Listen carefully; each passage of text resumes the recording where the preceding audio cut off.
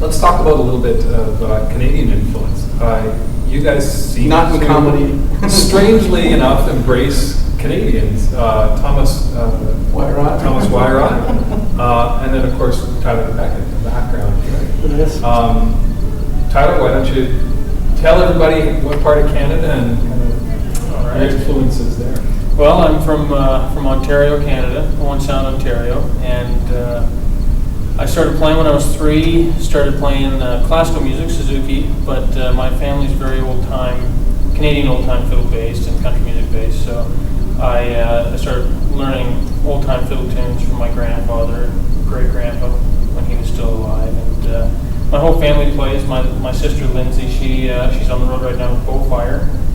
And whenever we get home together, we're always playing with Dad and Grandpa. We put a few shows on. I guess it was my Uncle Bill Beckett got me into bluegrass music when I was around 14 or 15 years old. Played a little bit with him and his bluegrass band. And got to know. We joined a bluegrass club in my hometown. They formed a club right in Owen Sound, and we started bringing in bands. The first band I got to see was Jimmy Bowen's in Santa Fe, and the second band was the Chapmans. So they were a very big influence. That was long before we met. That was a long time before we met. And Follow Me had just come out. Stuart Duncan played, fiddle on all of that. So here I am driving around, listening to Follow Me, and just going crazy over Stuart Duncan's playing. So he's definitely one of my major bluegrass influences. Also Aubrey Haney, I had his records at the time. A lot of Canadian influences too. Scott Woods was a fiddle teacher of mine. He's a Canadian fiddle champion, a master of it all. And a lot of other of my peers, Shane Cook, Mark Sullivan, great fiddle players. Calvin Bullrath out here, of course. Just you can't miss Calvin. Just a huge influence on my playing.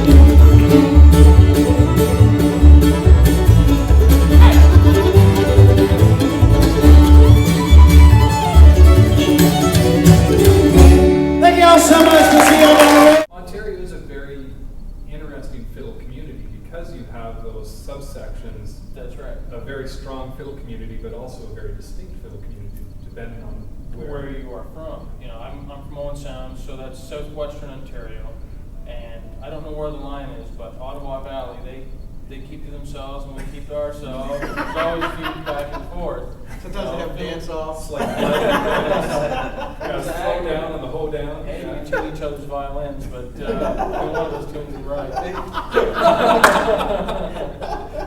So, of all the fiddle players, and this is the first member to not be a member of the Chapmans, to be a member of the Chapmans, how did you come upon Tyler?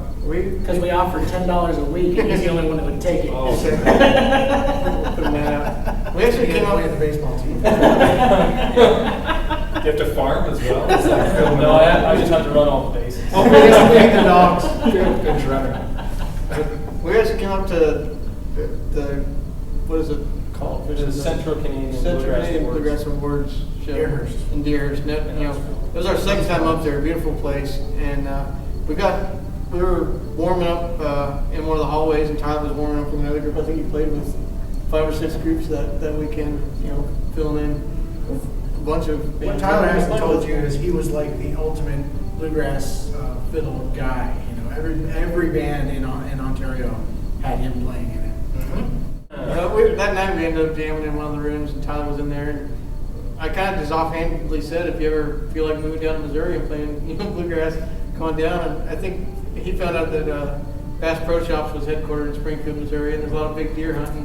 And that was a bigger decision to make. Well, that's the first thing he said is, there's a lot of white deer or whitetail down there, isn't there? I said, yep. He misses a lot of shows. He's shooting deer, but He misses a lot of deer. Oh, you can buck up on the skill playing. Yeah. You can talk talk about hunting. That's it. That's a whole Like different- I said, that was the factor that decided whether it's in Missouri. I'm good as a hunting.